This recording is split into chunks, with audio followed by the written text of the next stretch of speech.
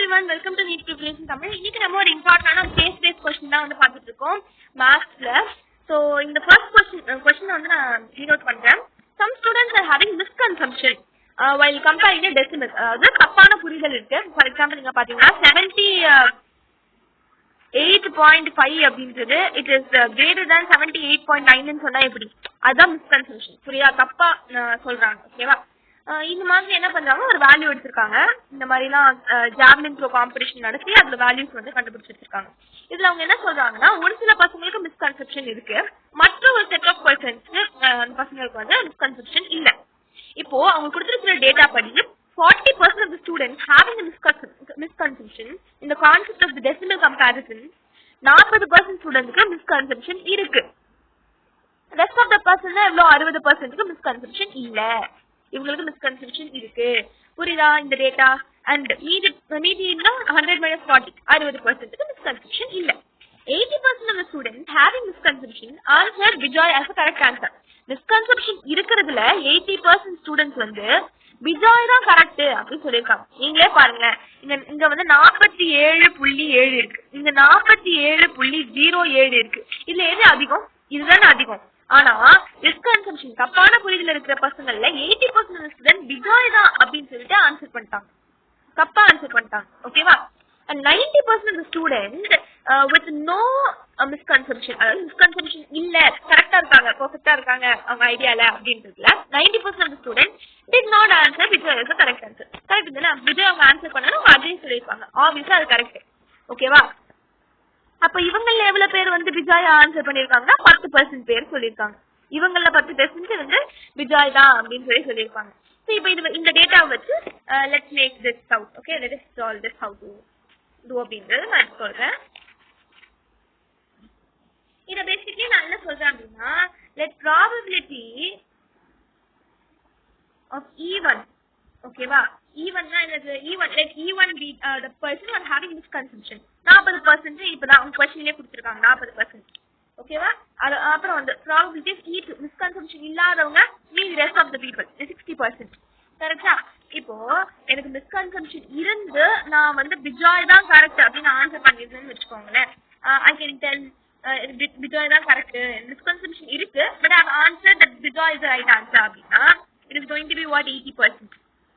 எனக்கு வந்து மிஸ்கன்செப்ஷன் இல்ல, ஆனாலும் நான் பிஜாய் தான் ஆன்சர் பண்ணிருக்கேன் அப்படின்ற பட்சத்துல I can say it is to be 10%.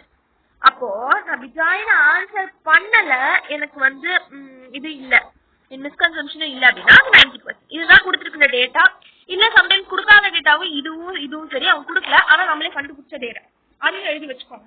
இப்போ ஃபர்ஸ்ட் क्वेश्चन, அவங்க क्वेश्चन என்ன கேட்டிருக்காங்க, எனக்கு மிஸ்கன்செப்ஷன் இல்ல, ஆனா நான் பிஜாய் தான் கரெக்ட் அப்படின்னு ஆன்சர் பண்ணிருக்கேன் அது கேட்டிருக்காங்க. அப்ப ஆப்வியஸா இதுதான் கரெக்ட் ஆன்சர். மிஸ்கன்செப்ஷன் இல்ல 10%. 10% என்னது? 10/100 0.1. This is the answer for the first subdivision. Now let us answer the second subdivision. இந்த கான்செப்ட் நீங்க இது வரைக்கும் எழுதுறது தான் கஷ்டம். இது நீங்க புரிஞ்சிட்டீங்கனாலே மீதி questions you can easily solve. So second அவங்க என்ன क्वेश्चन கேட்டிருக்காங்க? செகண்ட் என்ன क्वेश्चन கேட்டிருக்காங்க நீங்க பாருங்க.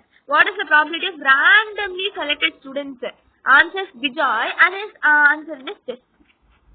randomly selected. அது மாதிரி random அப்படின்ற அந்த வார்த்தை வந்துருச்சாலே you have to do the law of total probability. random நாலே எப்பவுமே ஞாபகம் வச்சுக்கோங்க, random அப்படின்னு வந்துட்டாலே law of total probability தான் நீங்க பண்ணணும். ஓகேவா? law of total probability. சரி, அந்த law என்னது? அது உங்களுக்கே தெரியும். P of A equals to, இப்போ இதுதான் வந்து formula law of total probability. நான் அப்படியே சப்ஸ்டிட்யூட் பண்ண போறேன். இப்போ ரேண்டம்னாலே law of total probability ன்னு சொல்லிட்டேன். இப்போ உங்களுக்கு வந்து given values இருக்கு பாருங்க, 40/100. A bar even னா nothing but E bar even தான், அதான் நான் இப்படி எழுதிட்டேன். 80/100 plus E2 னா வந்து 60/100. E/E2 னா வந்து இது 10/100. Fine. So now I can just solve the rest of them. Right?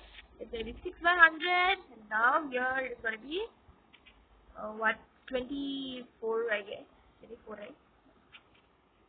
sorry 32 by 100 இல்லை 10 100 plus.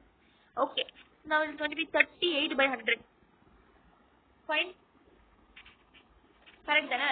அப்படின்னா 0.38, nothing but 38% சொல்லணும்.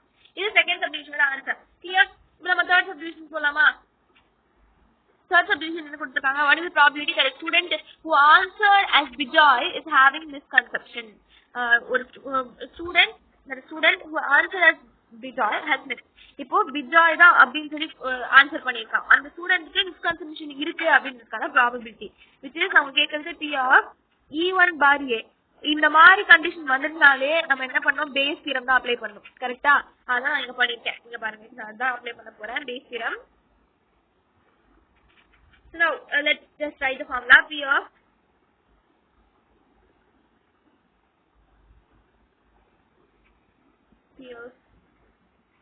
A to P of K by 1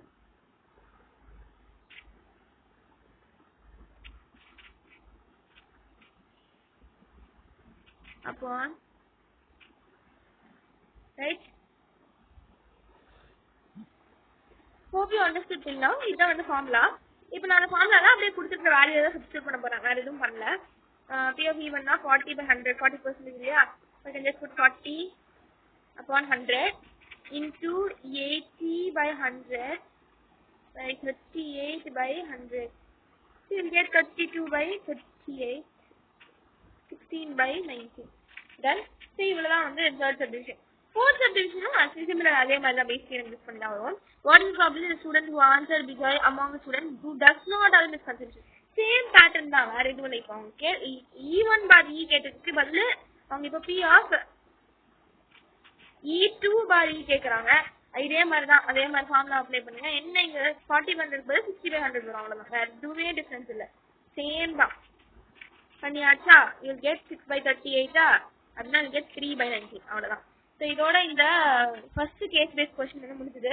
அடுத்த வீடியோவில் வந்து நான் இந்த கொஸ்டின் சால்வ் பண்ணுறேன், இந்த கேஸ் 2. ஓகேவா? இந்த கேஸ் 2 சால்வ் பண்ணுறேன். அது வரைக்கும் தான்.